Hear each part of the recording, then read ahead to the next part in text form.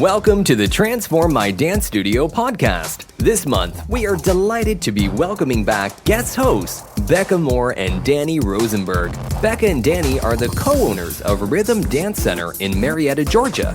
Now celebrating their 27th season, Rhythm is home to 1,100 amazing students.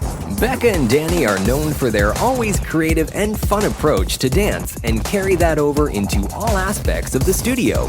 In this special 8-part podcast series, Confetti State of Mind, Becca and Dani will be sharing their history, business partnership, and overall positive approach to teaching and running a fun, successful dance studio. Hi, everyone. I'm Dani Rosenberg. And I'm Becca Moore. And together we are the owners and directors of Rhythm Dance Center in Marietta, Georgia, where we are home to over 1,200 dancers, and we're beginning our 28th season. In addition to the studio, we are the owners and creators of Confetti on the Dance Floor, where we love to share tons of information, creative products, and ultimately hope to inspire dance teachers like yourselves to make dance fun in their studios.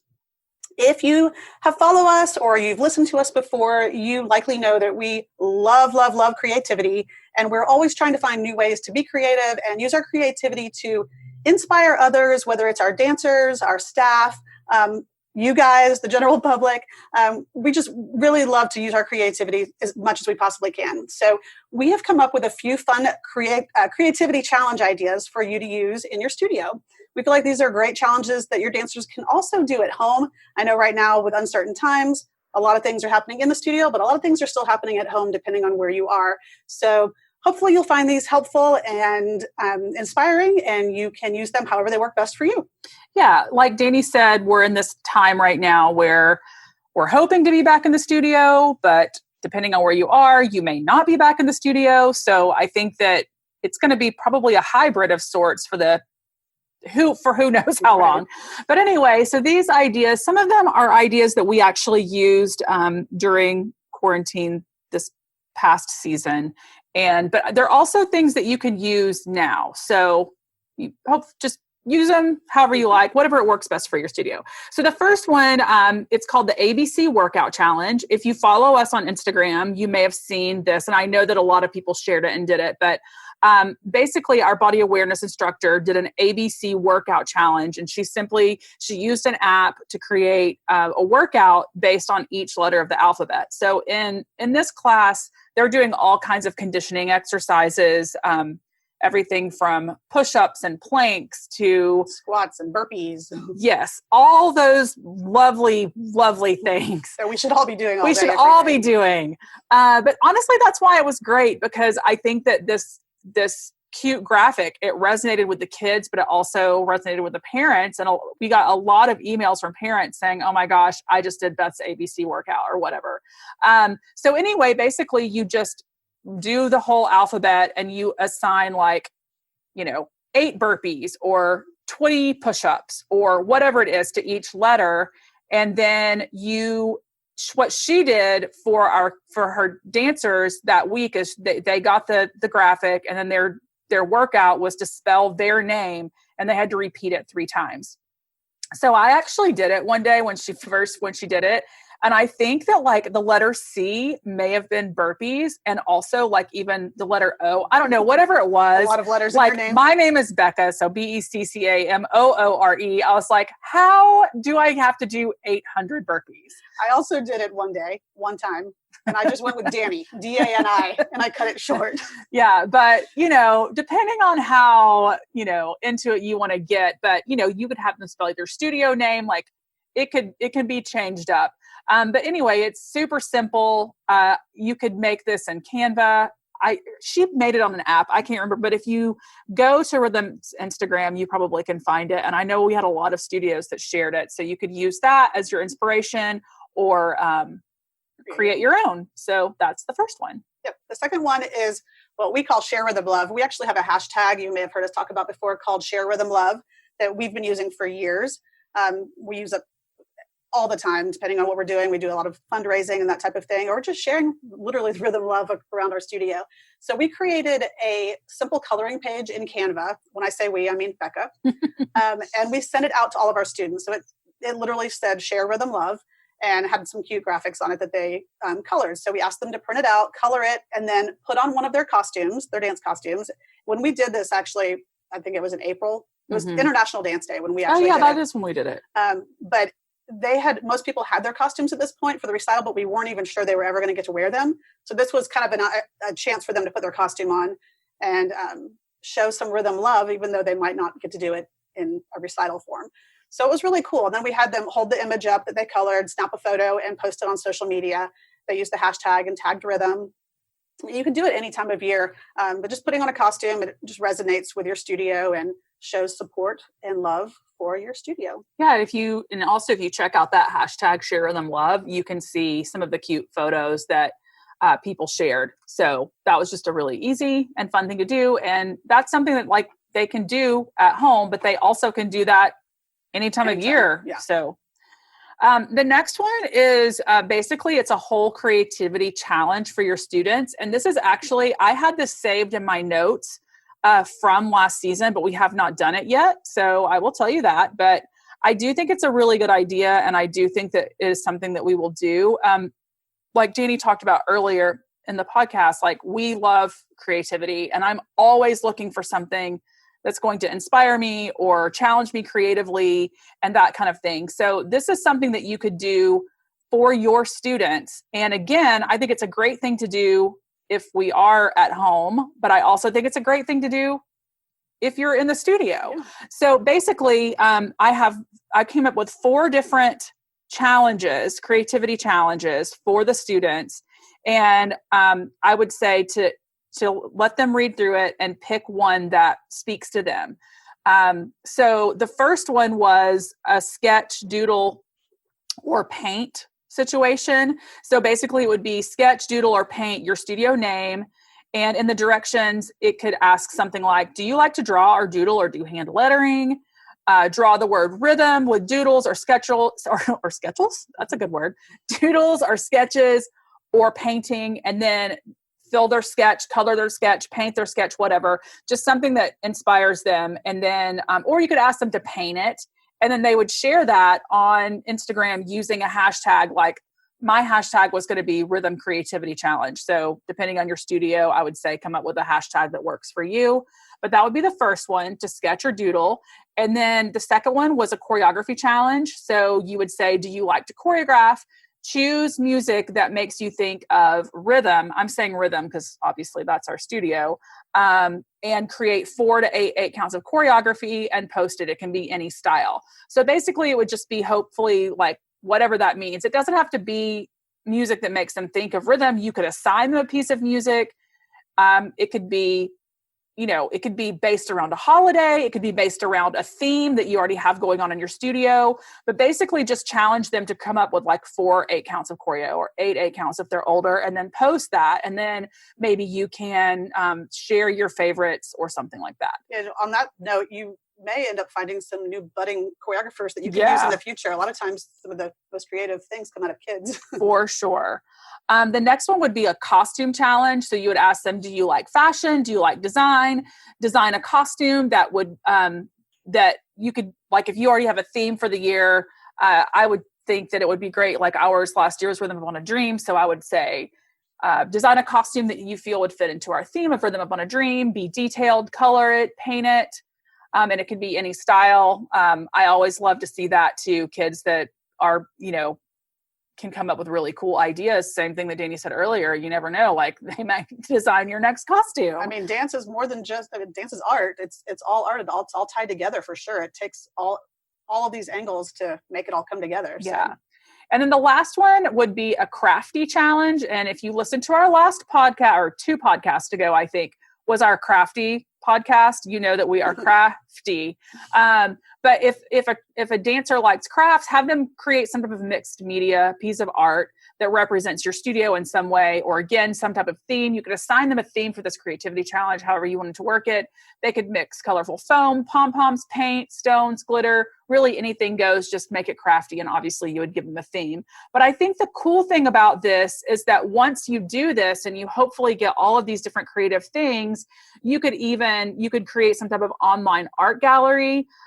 just on your social media. You could put together a video of all of it. Maybe you could host some type of virtual event on Zoom.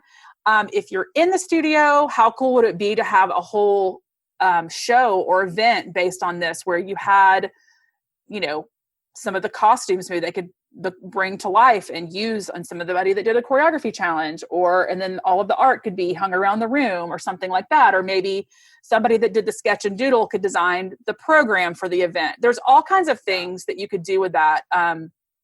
Actually, it sounds really fun. Like I want to do it right now. Can we just do this? Yeah. Instead of the other things we have to do? We'll do this today. This is what we're going to change our to-do list of. But anyway, that's my idea for that. So basically this would be a whole creativity challenge that would be around dance, but it's not something that they have to be obviously in the studio to do. They can do all of this at home. And then in a perfect ideal situation, I think having the evening of like the gallery night or the art night or whatever, to show off some of these would be great. And then maybe you could have prizes. Maybe you only feature the top 3. Maybe you feature all, use your own ideas beyond that. But those are all great ideas to keep the kids engaged when they physically can't be in the studio too, and keep them excited about dance in the studio or studio in general. Another idea is to create a t-shirt, have your students create a t-shirt. So encourage them to come up with an actual design for a fun t-shirt for your studio. And it could be centered around just simply your logo, but then add something to it, or a theme that you have coming up, or your recital theme, or maybe it's for your performing companies. If you have, a specific title or name for each of your companies, it can be something like that. Or if you have a camp coming up or anything, but you could even host a contest and have people vote on all the different designs, pick the top 5 designs, your favorite 5 designs, and then have a contest, have everybody vote, and the winning design, you can have those printed. You can have t-shirts printed so easily now. We use custom ink all the time, and they can actually design them in. Yeah, they can design them in custom ink or design them on Canva.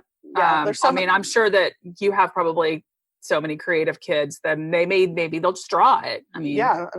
Just getting their creative juices flowing, and then including them in something that you might sell to your entire studio, or you could even sell them as a fundraiser and have the child, whoever wins, pick an organization where the money goes to. But different things that you can do with that, but that might be fun for them to design a t-shirt.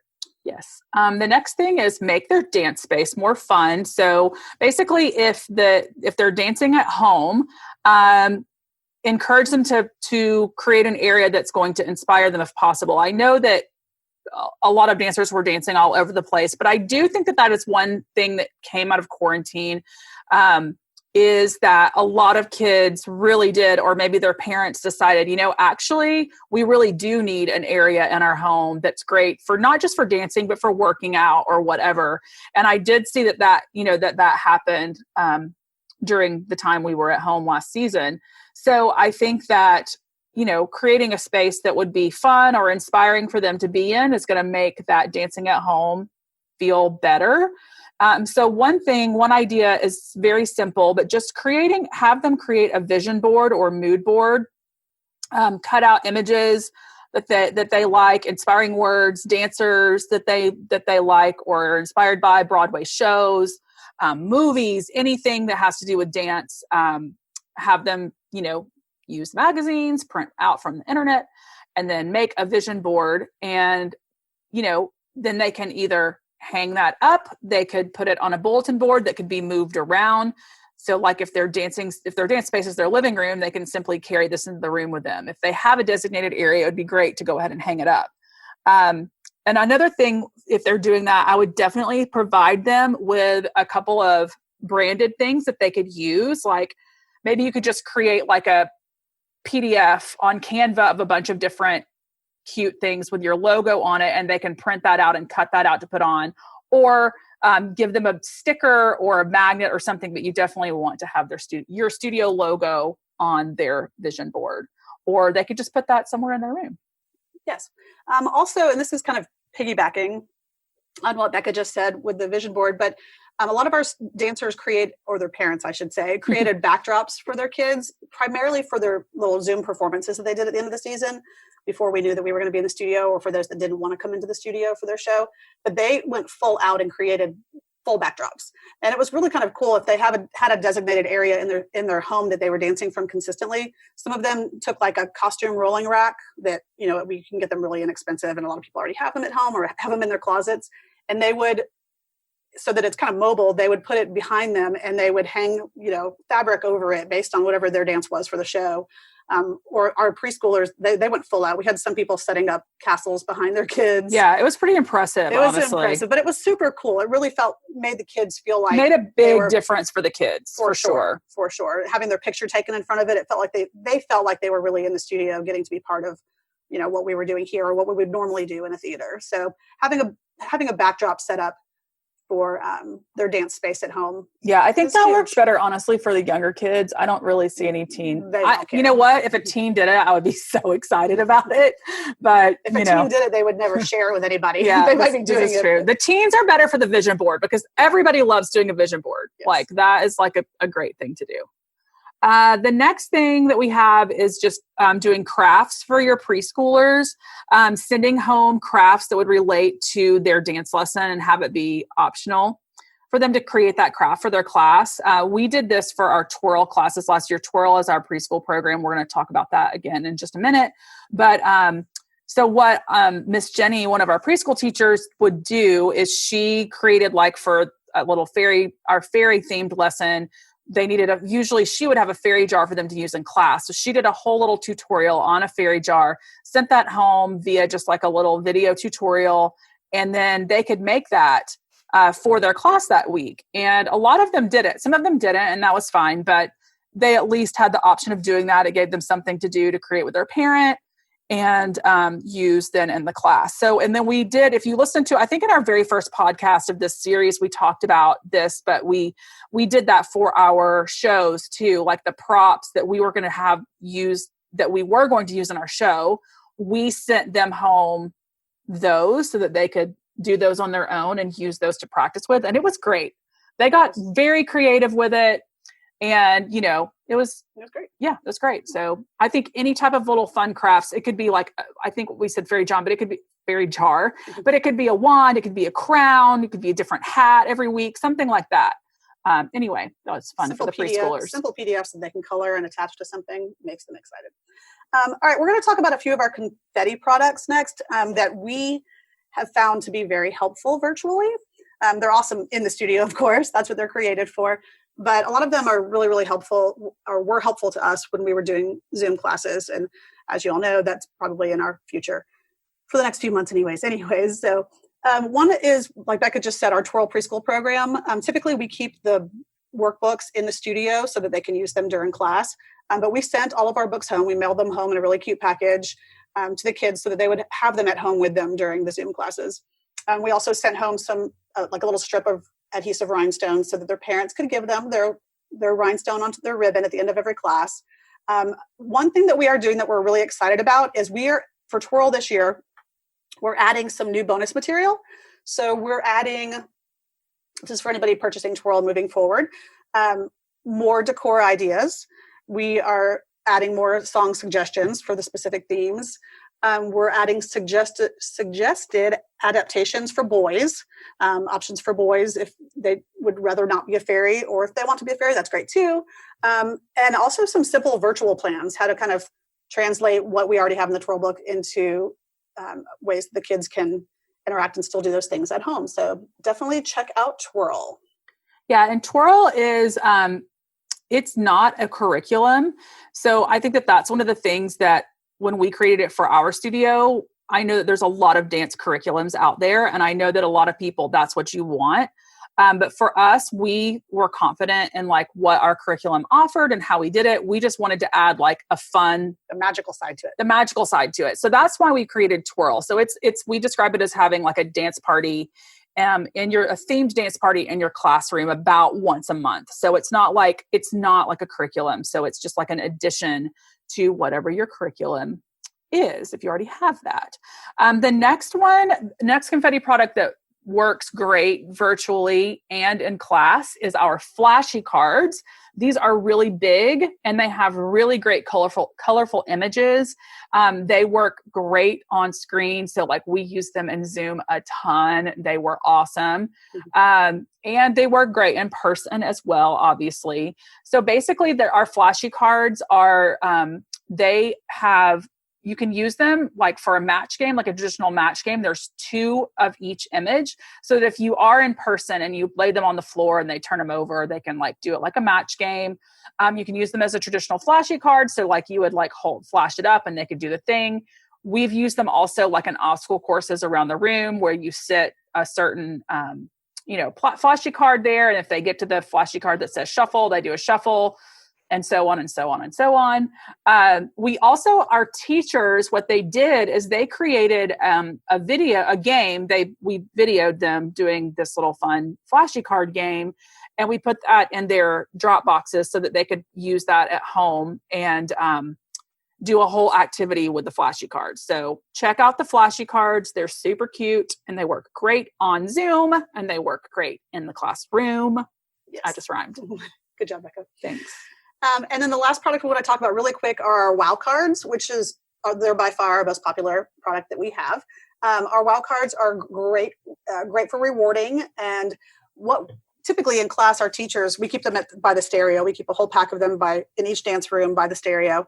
And the teachers are at liberty to pass them out however they see fit. Sometimes nobody gets one. Sometimes one person gets one. Sometimes the whole class gets one, depending on how it goes. But with the whole virtual thing these days, we recommend mailing them home to the students. If you're seeing them on Zoom, who's really paying attention and who's putting in the work. So why not still present them with those WOW cards by putting them in the mail? You can provide your staff with some envelopes and some stamps, maybe a handful, and let them mail them out each week, however they see fit. Or if you feel like, it's time for a boost for the whole studio, maybe do a mailing to all of your students. And yes, that's a stamp for every student. But that gesture could go a long way and make everybody feel really special if they get one little envelope with a WOW card in it in their mailbox.